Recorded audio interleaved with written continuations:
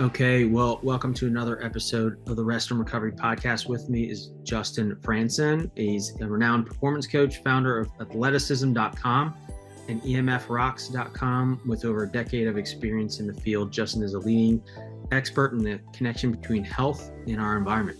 So, Justin, thank you for joining me. Hey, Scott, thanks for having me on. Yeah, it was great to connect. Looking forward to getting into some of the things you're doing.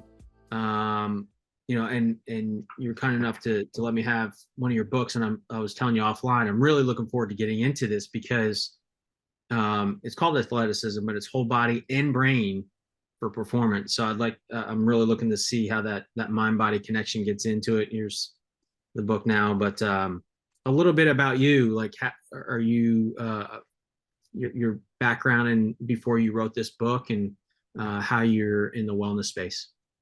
Yeah, I started athleticism.com 25 years ago. Oh, wow. So I'm in my 25th year of being in the biz.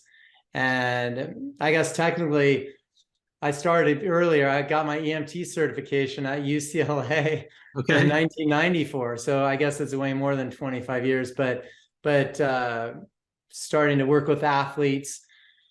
I do nerve work for sports performance, and that's evolved into this amazing list of how we can help people. It started as a track-based program, so you'll really resonate with a lot of the drills in there because it gets people faster, and more coordinated when they're running, and more explosive and all. But what I saw in the field was athletes breaking down from wearable technologies. So about a decade ago, I drove into EMF space and these electromagnetic fields and frequencies that are a big stressor on our body. Right. And I really wanted to lean in on that and identify, what were the challenges? How are they different than us? And so I rolled out some EMFRocks.com products and grounding bags to really help people coexist with this stuff. Yeah, I mean, that's pretty awesome and interesting. You went down that path. I mean, this is like the second or third conversation around EMFs I've had in about the last 2 months, which is probably a good thing. Is acknowledging the existence of the unfortunate consequence of some of these. But to your point, it's not going anywhere fast. So we got to figure out how to coexist and integrate it and live it around it well. Definitely. I mean, it's literally not going anywhere in the right direction, and it's going really fast in the wrong direction. We've never, ever, entire world has never been radiated at the levels we're seeing now. And when we think about it, Scott, understanding physics and biology and literally the framework of our planet is we're electromagnetic beings and our universe is electric, and when we're one with it. And so when you introduce a foreign electromagnetic field, it's so different and it causes a lot of stressors to our body. So I'd love to jump into how different it is. Yeah. Let's just keep going down that rabbit hole. Yeah. So all electricity is one directional waves, or they don't work. It's that simple. But the universe is made off of waves that distribute equally in every direction. So the sun's not a laser pointing beam where you could follow the dot on the wall. Like, that's a one directional wave, but the sun's not like that. And they're based on unpolarized waves that distribute equally in every direction.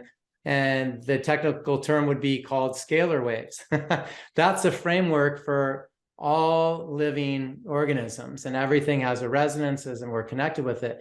So when you introduce this one directional wave, our bodies, our environment, it's environmental toxin, pollutant, and our environment's like, what is this? And our bodies are going, hey, wait a second, we got to adapt to this. And because it's really disruptive for our sleep and all the other mechanisms of our body. How so? Like what, say if we're all electric, and it's because I've always wondered this, right? The difference between, I've heard of, different devices that fight this, like PEMF and then EMF. But it sounds like it's not quite the same thing like you had just mentioned.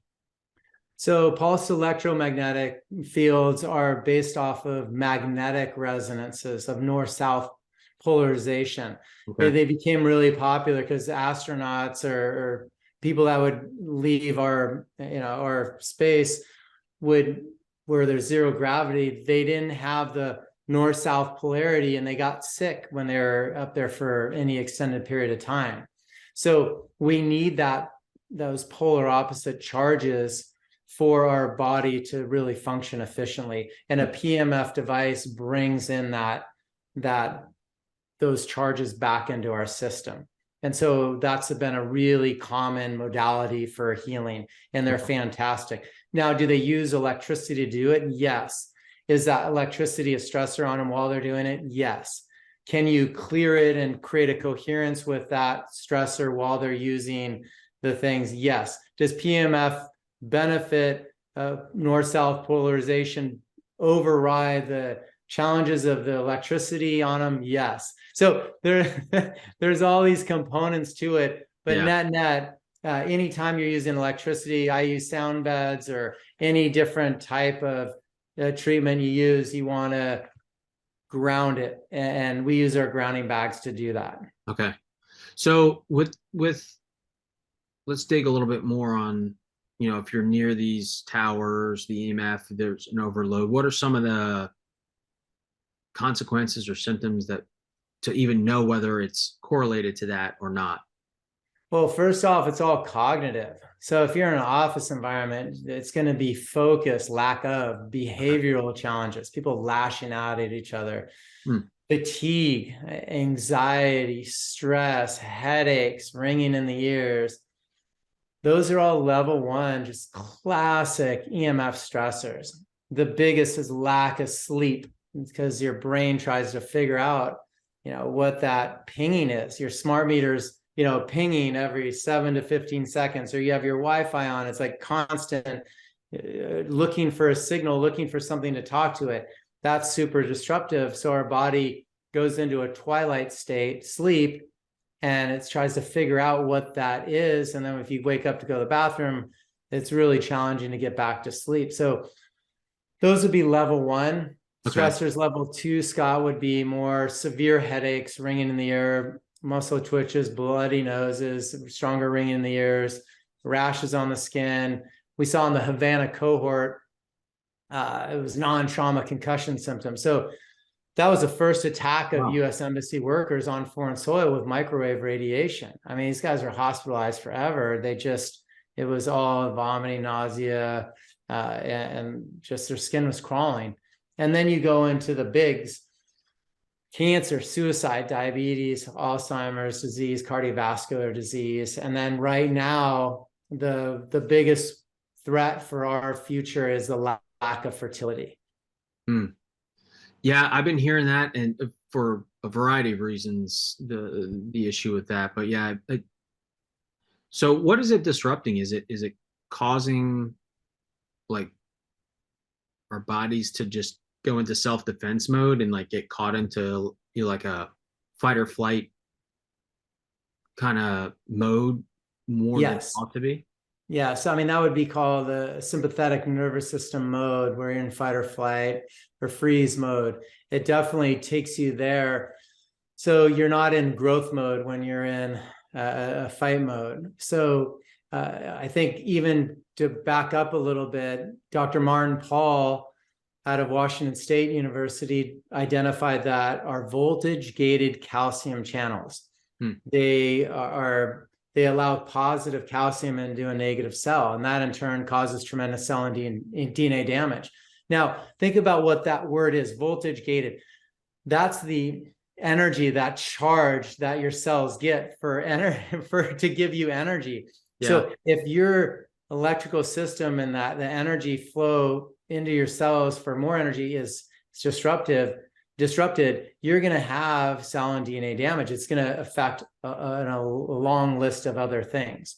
Dr. Klinghardt talks about mold, microtoxins, parasites, Lyme, all charged by EMF stressors, the non-native ones. So the body just really gets inundated. I think Ibrahim Karim in the biogeometry phase or space talks about the destructuring of water. And so it dehydrates our bodies, dehydrates our environment. So A Wow. lot of the people that are saying that are this global warming's from too much population or fossil fuels, that might be part of it a little bit, but not enough to see the rapid levels that we're seeing now. It's all from the dehydrating our environment with rollouts of 5G Wow. and That's beyond. that's concerning, especially when you see on the West Coast the droughts happening. I mean, Southern California has been a drought what seems like forever.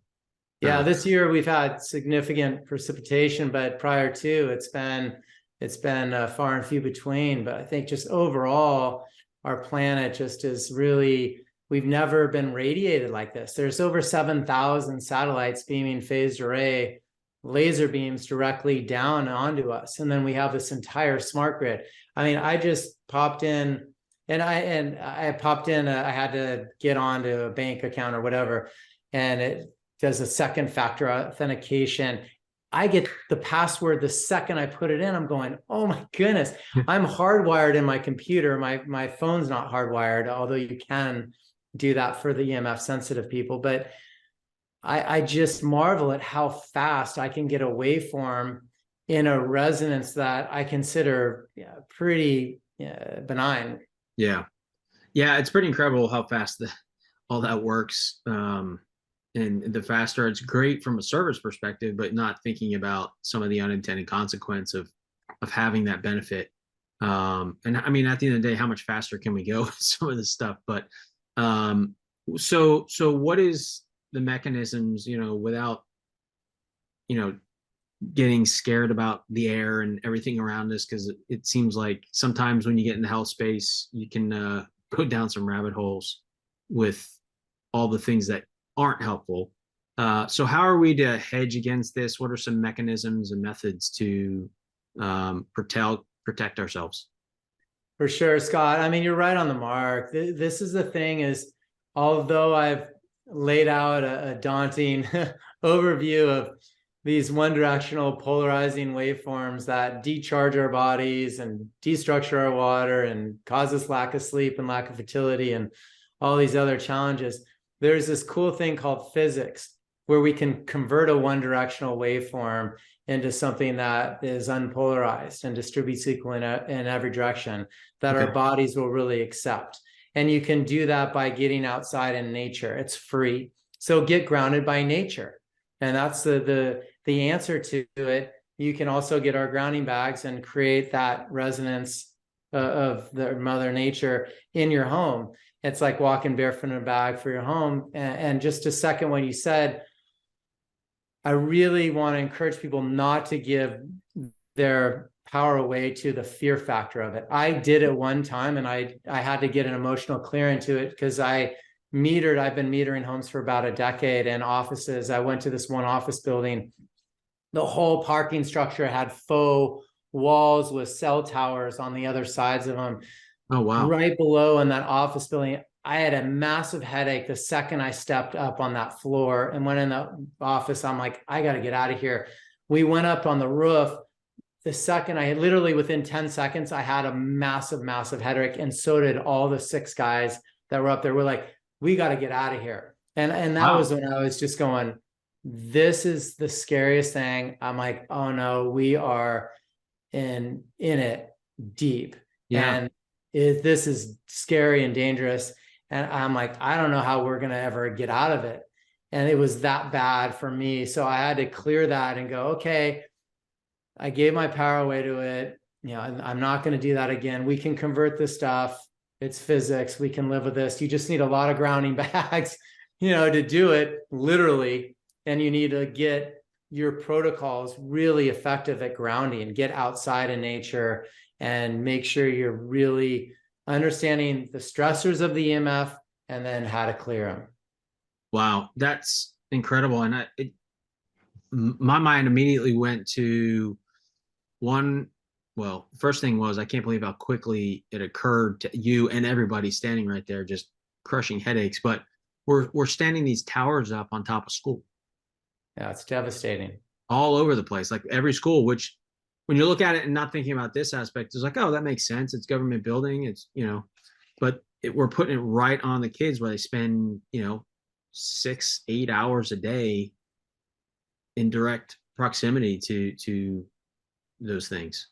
Yeah, and to the cell tower's defense, I think they're getting better at making sure the waveforms are broadcasted outward. And remember, they're one directional waves, so every direction of that panel is facing. That's why they have them laid every direction. That's the direction that the stressor is going. Okay. So I've metered schools where the resonance in the school isn't so bad. Okay. From the tower above. But then I've metered them where it's like, get me out of here. I don't even want to go near it. So I think they're getting better at the electricity going into it and having not direct down, but broadcast out. But I've seen schools where it's like on a tier level, and the tier right below them will have a cell tower beaming right at them. I mean, I don't know how these kids even live. Like, it's that devastating. I couldn't even walk in the courtyard. It was that strong. So wow. We really want to protect our kids, because talking about kids, I have a daughter as well. And we want to protect future generations. And so educating people on this challenge, these stressors, proximity protocols to it, what the science really is behind it, is the foremost important thing. And these kids, their skulls aren't fully developed. Their blood-brain barriers aren't developed. They're in developmental stages. And when you're inundating them in a massive, the biggest environmental stressor that we've ever seen on the planet, shown in the last 2 years, where everyone was adapting to it at that young of an age, it's so challenging for these kids. We're carrying so much more voltage in our bodies, like 6-7 more volts of electricity in our bodies. We never should have that amount of voltage in our body. So can you unpack that for a minute with the voltage? So was there a known amount of voltage, like we all carry a range or something to that extent, like an adult individual? Or well, through thermodynamics, piezoelectric effects, we have our own electromagnetic being. So we have a resonance, but we're not carrying voltage from electricity. That just isn't how we work. We get grounded. Our bodies work as a body battery. We get a negative ionic charge from the earth, and we pull the electrons from it. We get a positive charge from the unpolarized light of the sun, distributed equally in every direction. We breathe in minerals, and we get them from our food. And we have the great water conductivity to keep everything flowing seamlessly. We don't get one directional waves naturally. We shouldn't have any extra voltage in our body from electricity standards. Okay. So we're carrying, 2-3 volts. Like, that's not okay. Now we're starting to carry up to 7, in certain situations. So we got to really get back to understanding how our body works, how we're one with the universe. And when you pollute our universe and our bodies will adapt in the best way we can. And that's where we saw a lot of people get sick the last few years. But then there are also these self-healing mechanisms, and we got to teach people how that they can really ground to facilitate healing, because you can't heal really quickly if you're decharged. Yeah, and it's like anything else. You can't, no matter what it is, whether it's food, like the food you eat, if you're trying to lose weight, if you keep eating the same food, you're not gonna change the result per se. So if you don't change your external environment, it's going to be kind of hard to kind of swim upstream against that if you become in a sick state. But it is pretty amazing in the body how it's designed to survive, right? It's designed to heal itself. And you kind of alluded to this, but how we've kind of gotten away from that understanding of allowing the body to heal on its own, because it has that capacity, and to put it in an environment or a state to help do that. Yeah, there's this living collective tissue matrix in our body, and I call it the living collective intelligence matrix of the universe, where everything has a resonance. We're all connected. It has this amazing flow, and it's this self-healing, regenerating machine, the universe, and we are. And when you start to inundate it with stressors of glyphosate from Roundup, that's a water soluble pesticide that's patented as an antibiotic and goes into our water table. It destroys our gut health. That's going to mess with our body. Zach Bush will tell you all about that. And then when you have this destructuring water device that messes with our voltage gated calcium channels of 5G, and our bodies will adapt to that. Our bodies will produce basically a virus. Viruses, this is a really interesting topic that I've learned from Tom Cowan, mostly, who's an MD.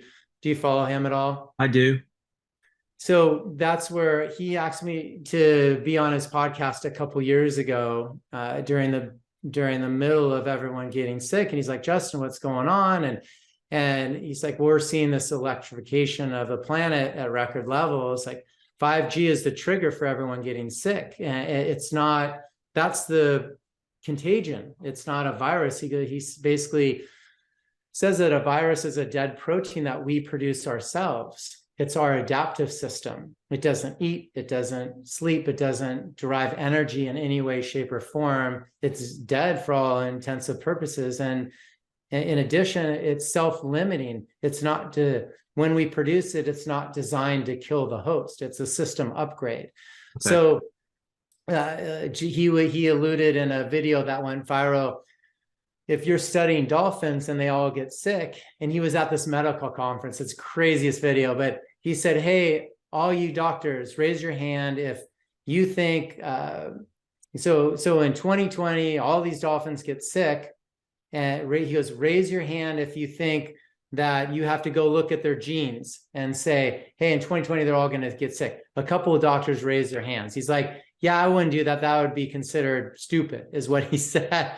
But guys raise their hands. And he goes, or would you say, hey, did that dolphin give that dolphin a virus? And a lot of people raise their hands. And he said, or would you say that who put pollutants in their ocean, in the water, and that's the reason, because their environment got polluted. That's why they're getting sick. And everyone was like, that was the aha moment where everyone just was like, okay, this is their environment. They're polluting their environment. Their bodies are going to produce something to adapt to it and cleanse. And so that's where everyone got. So that's how he really explains it. And so when we're inundated with this stuff, that's basically what's happening. And real quick too, there's a awesome book, Scott, called The Invisible Rainbow by Arthur Furstenberg. Have you heard about that one? No, that's a new one to me. So I encourage everyone to read it and get it. It's called The History of Electricity in Life, The Invisible Rainbow. Arthur Furstenberg categorizes the history of electricity in life. And he goes back to 1889 when we introduced electricity into our homes. Well, they called it the flu because the flu basically flew in and flew out on solar flares prior to then. And it wasn't here to stay till we put electricity into our homes. And then he has charts of where lots of people died. And so 1918, they introduced radio waves for the Spanish flu. And the Hong Kong flu were satellites, and World War II were radar. And then obviously last couple of years, 5G. So he's correlated with a bibliography that's about 150 pages, the most extensive research book you'll ever read. All electrification of our electromagnetic blanket of an atmosphere are shifts where people have adapted. And some adapt in positive ways, some don't. But it's because of polluting the environment. That's the stressor. That's the contagion. That's what we're adapting to. It's not that something's flying around to kill anyone. That's pretty intriguing. And, I think I've heard, what is it, terrain theory? Correct. Basically what we're talking about. The same concept, same line. Yeah. It's bioterrain over, which is train theory versus germ theory. So the germ theory is really the allopathic, the doctor, Western medicine saying, hey, there's something flying around to kill you, take this and you're going to be okay. But they don't look at each person individually. Right. Rudolf Steiner really did a lot of studies on it early on, and he would study twins, and they were both, they're so similar in makeup, but why would one get sick and why wouldn't the other one? Well, Right. the one had more toxicity in its body, and it was about the bioterrain of that individual. So he saw that early on. There's great minds like Tom Cowan or Zach Bush or Alpha Vedic, Dr. Bear Lando, all these guys are really coming to the forefront. Dr. Jess Pietros, and saying this is an environmental toxin and the biggest one we've had to deal with. And let's really understand the physics behind it and how to develop proximity protocols and get grounded, because that's the stressor that we're dealing with. Yeah. Yeah. Well, there's like 4 of the rabbit holes I want to go down, but I don't know. Maybe to me, it's like, how do you pump the brakes? But that's like almost like eating the elephant. So then how do you shore up? Like, what are the mechanisms? Like, is that where, your original 25 years ago, you started with athleticism, right? Healthy body, build strength, build resilience. Is that kind of one of the foundational elements to help, hedge against this? So your adaptation isn't the one that ends up in the hospital from this stuff. Definitely, Scott. You got to build up your life force, build up that internal chemistry in your body, and build up the chi. Your chi, your energy field, your biofield. That's where you want to. That's primary, and the chemistry would be even secondary, from what Bruce Lipton would say. Okay. Your chemistry is secondary. It's all about your chi. So lots of breathing, lots of exercise, smiling, being together, loving, touching, sweating, lifting, praying, like getting connected above, and grounding and earthing, and eating proper food and drink.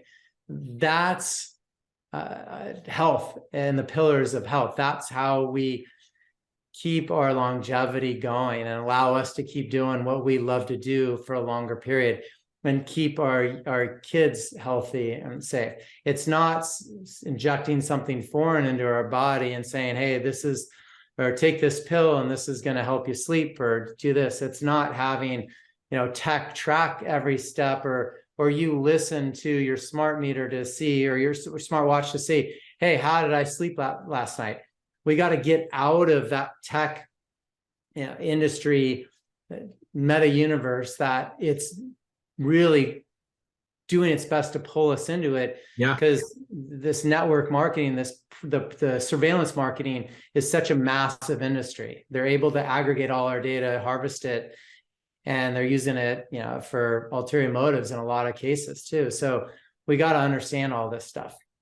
Yeah, and before it was up until relatively recently, that aggregation was just searches. Now it's direct pull with the wearables, which I use, right? I'm not against them per se, but I am for me taking ownership of my data, and not just to have access to a watch or a wearable that I have to sell my soul, basically, to give them data that they're going to then use to create some other product that I have to pay for. Yeah. Well, we love tech. I mean, in a lot of ways, this is how we're able to connect. I mean, we're Exactly. on opposite coasts. Yep. This is awesome. I mean, how cool is this that we're able to have such an intimate conversation this far away and connect, and right. As lifelong friends, like literally, like this is like, I love this connection. We wouldn't have that without this. But I'm hardwiring while we're doing it. So I'm taking protocols, but we got to understand these proximity protocols, and especially with wearable technology. Look, I've been in the health space long enough to know when you test somebody, you do a baseline, maybe a midpoint, and an endpoint. It's not an everyday thing. So we don't, or at least not for like years on end. Just keep wearing the thing on your wrist, right? Like right. We got to really understand like when to use it and when to like say, let's turn this airplane mode on and get this resonance out of my space. Yeah. Yeah. Yeah. And that's a great point on, empower, like you were talking about early, to release agency, to fear. It's more about coming up with strategies. One, acknowledge the reality of it, that it does have an unintended consequence. We're just starting to really understand that now. And that there's things you can do to at least stem the tide, right? Or reduce the load on yourself. Correct. Yes. So these are the basic things. Number one, get a meter, everybody, or 2 or 3, because you're needed 3 to read the 3 different types of EMFs. You have milligauss, which is electricity meter. So Cornet or Trifield, those are good ones to get.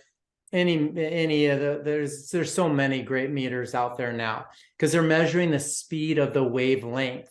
Okay. So you can quantify the speed of these stressors. So let me back up a second real quick.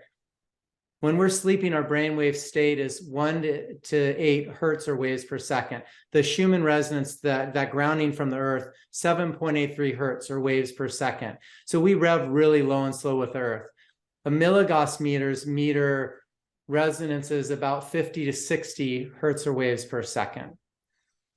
Dirty electricity meters from StetzerElectric.com, STETZER electric.com, measures the 4,000 to 100,000 waves per second, so static in your line. And then you have an acoustimeter, a wireless meter, that will meter millions to billions of waves per second. This cell phone alone right here, 2.45 billion waves per second. That's the same bandwidth speed that destructures water. And they broadcast it at that. Wow. 5G, 60 to 90 billion waves per second, Scott. So if you add 10 zeros to someone's bank account, is that a significant difference? Yeah, I would think so. Everyone will say, yes, that's massive. Yeah. So is it for the speed of a wavelength of a polarizing one directional charge on our environment, our animals, plants, and our bodies. Gosh, I don't even know. I'm sitting here with like 4 devices. Yeah, so you have wireless printer behind you, computer, phone, and maybe an Alexa or whatever, and a Nest AC unit. Like, it's crazy. We're self-induced inundating ourselves with this stuff. So let's get everyone to flip that switch, hardwire, go back to fiber optic. It's faster, safer security-wise, can't be hacked. Yeah. It's more reliable, and there's minimal health challenges. All schools should do it. All offices should do it.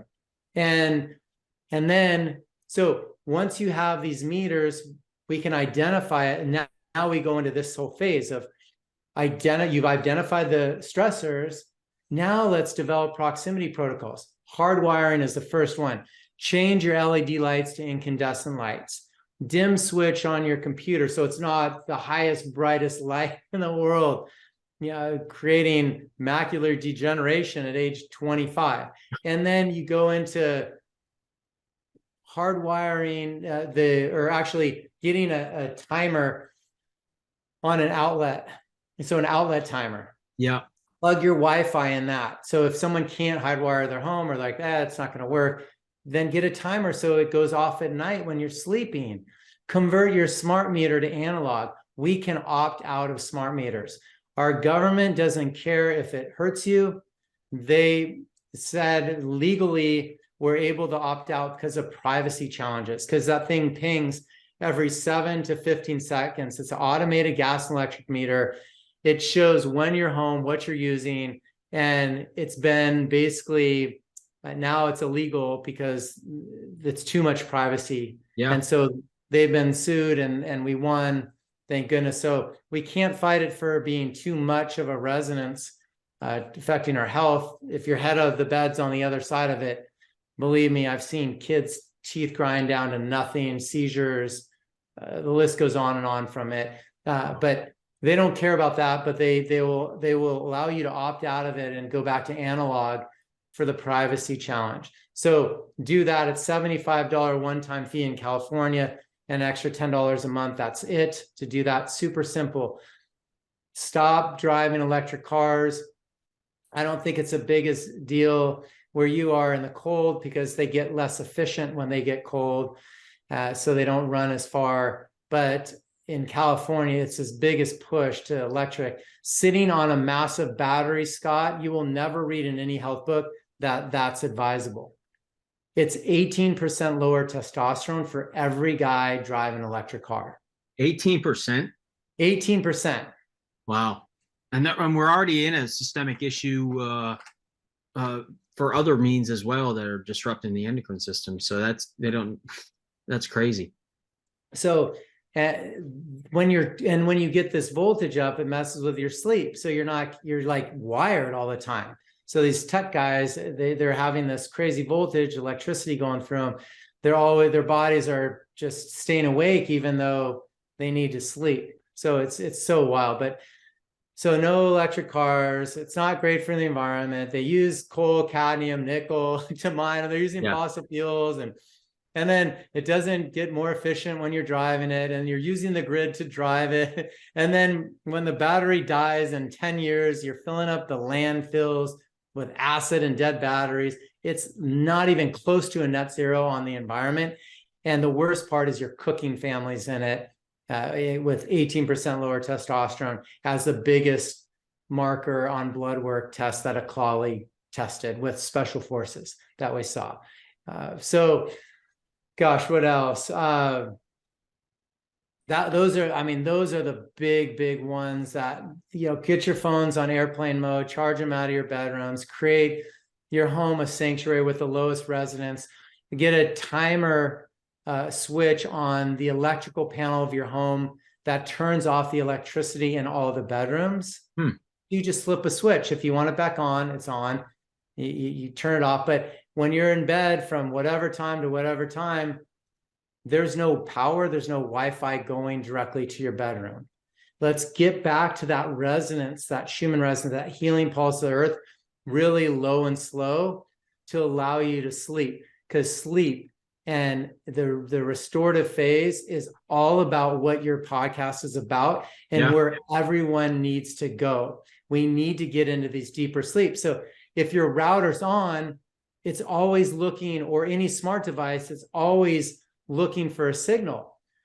And basically, Scott, your brain's going, hey, what's talking to it? It tries to figure out what's pinging it, and it goes into what we call a twilight sleep. And when you get into a twilight sleep, you don't get into those deeper theta, delta, restorative, low and slow brainwave states that replenish your entire hormonal system in your body. That's where we got to get. And the pineal gland's an antenna for this stuff. So let's really understand how it affects our sleep in a big way. Yeah. And maybe expand a little bit on the impact on the pineal gland. If you can maybe just touch on that.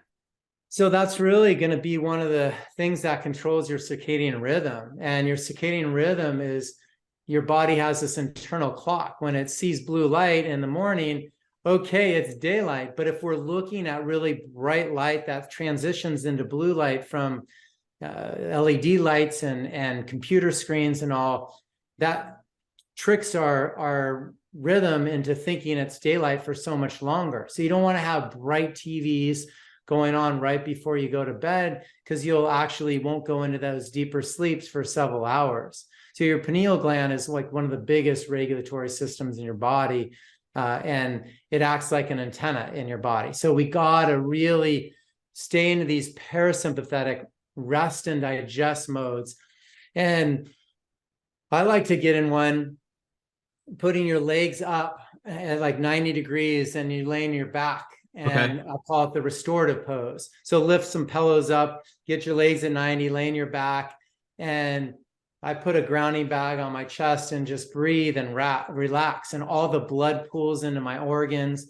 I can get into that rest and digest parasympathetic mode really quickly. You can, during the day, you can take a 15-minute nap like that. It'll feel like an hour just getting into that spot. And when you're sleeping, you should be on your back and more than on your stomach. You never want to be on your stomach when you're sleeping. Yeah. So you're not getting the rest and those blood into the organs as much. That's huge. Thank you. Wow. I've taken some steps, and it's getting me feeling a little convicted that I got to take some extra measures here. Yeah, But they're yeah, simple. yeah, and that's the other thing. That's the great thing is, we were talking earlier, is there's simple things that you can do that will have a big impact, especially around the nighttime piece and how impactful. I mean, sleep is by far the number one healer. It's what it does when you're sleeping, is your body's healing. HGH, if you want steroids, you don't need to pop a pill or a shot. Just go to bed. Right. And so if we're getting disrupted on that, that's a huge, huge way to reclaim some of that energy and vitality. Definitely sleep, and then nature is too. Our testosterone levels I've seen all the guys. I do a dive club. I live in Laguna Beach, in a community right on the water, and we have a dive club, and we pull the lead out of the water. It's super fun, and all the fishermen are on this one point. They used to fish there for decades, and they would cut the line and they would leave their sinkers, their weight for their fishing line in the ocean. So we're pulling that lead out of the water, but we don't use any wetsuits when we go, no matter what the temperature is.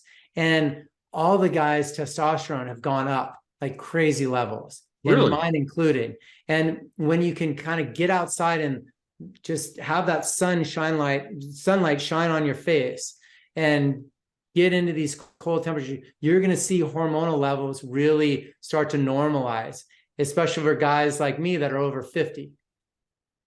Yeah, I'm not too far behind you, but that's good to know. Like, just getting out there, and it's amazing. Again, simple things that most people probably blow off, but getting out, grounding, go out barefoot, doesn't matter how cold it is. I did it this winter, and get that morning sun. Yeah, and touch a tree, get into a body of water. And so for me, it's getting into a body of water, and then I go barefoot going down there too. So that's great. So I'm getting my grounding, but every day.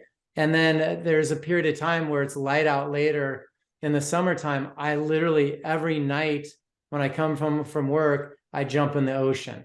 And most of the time I do it in the morning because I'll go surfing. And so I'm always getting that grounding and that resonance from a water. But you can have a picnic, lay a blanket down. You can touch a tree, put your toes in the sand or a body of water. Go do gardening work. Literally get out in nature and just start breathing. Look into the sun. Because remember, we get it from above and below. Quiet that resonance in your home down. Simple, super simple things to do. And the grounding aspects are all free. And then when you're in your home, and if you're in a cold environment, use the grounding bags. Like, put one of these on your bed, you'll sleep 3 to 50% better. 3 to 50. And Dr. Rodney White, he just did a post about 3 weeks ago or so.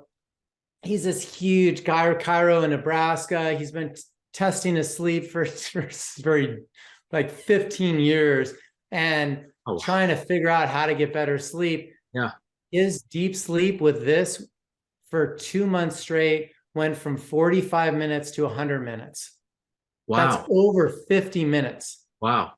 That's over 50%. So he's never seen anything improve his deep sleep like the grounding bag in his bed. So when we're looking at resonance, this is like literally the pillar for health, is to get grounded by nature. That's awesome. I'd be interested, people talking about the metric HRV a lot lately, last couple of years, and it'd be interesting to see what that is. I'm going to have to try it. I mean, I'm leaning against mine. Thank you for it. Yeah, I'm really intrigued to try it. So maybe explain the bags a little bit and just the benefit and what's in it and how that works. You bet. So everyone looks to get grounded outside, right? On the ground, correct? Right. So did we.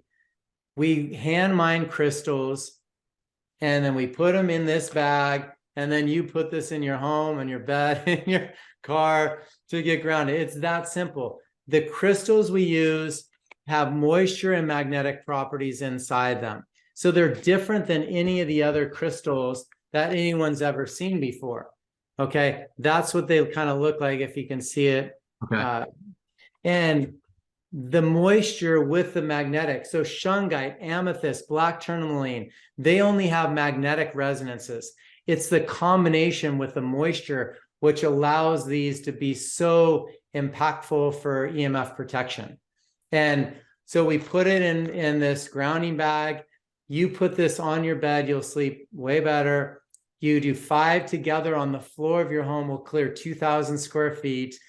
If you have solar in your home, you need 7 together. If someone's driving a Tesla, they need 7 behind the driver's seat to clear that battery. Wow. They'll last for 3 or I'd say 2 to 10 years is what I typically say, depending on how well someone takes care of it. If it's a big chunk like that, it's going to take a long time to dry out. That one will probably last for a long, long time. But you got to keep them sealed out of extreme heat. You don't want to run them through the wash. If the minis get caught, these are for pocket, purse, or backpack for on-the-go protection. If those get caught in the wash, you gotta get a new one. I mean, so depending on how well you take care of it, they'll last for years. But the cool thing is there's an expiration date because they're live, they're hand mined crystals from the earth. When they do turn to dust, when they lose that structure and turn to dust, sprinkle in your garden, give your garden minerals, and then you got to get a new one. But with these man-made devices attempting to overpower the other man-made frequencies, that's a futile effort. That's GMO fields. Like, we literally looked for the resonance of the earth, the purest, most powerful form of it, and are bringing it to people's homes. Thank you. That's awesome. Thank you for that explanation. Well, we're kind of creeping up on time, but I want to thank you for, taking the time with me, what you're doing with some of this. I know we didn't talk much about the book at the moment, but it all intertwines in there. And I think this is probably a more important topic right now on the immediate term. So I appreciate you taking your time explaining and the research you've done to come up with this. Thank you, Scott. I appreciate you allowing me on, and appreciate your voice out there as well. So thank you. Yeah. Now I like to close some things out with a bit of a hot seat, nothing too heavy though. So what are you reading right now? Oh, goodness sake. Oh, that's so funny. Because I'm not reading anything right now. Oh, I go really? in these phases where I'm reading like 10 books at one time, literally. And so I've blown through my You're on a list. reading fast right now. So the books that I would read if I were you right now, and I literally normally have 5 at a time going, so it's so funny you asked that question. But The Invisible Rainbow by Arthur Furstenberg. I would also get Electric Body, Electric Health by Eileen McCusick. I would look at Ibrahim Karim's work in biogeometry. I would look at Dr. Stephen Schwartz's Primal Resonance book. And those are some of the ones that will give you a lot of people a background of what we're talking about and putting all these pieces of the puzzle together. Okay. Okay. What are you listening to right now, be it music or podcast? Oh goodness. I like Bearlando, Alphabetic.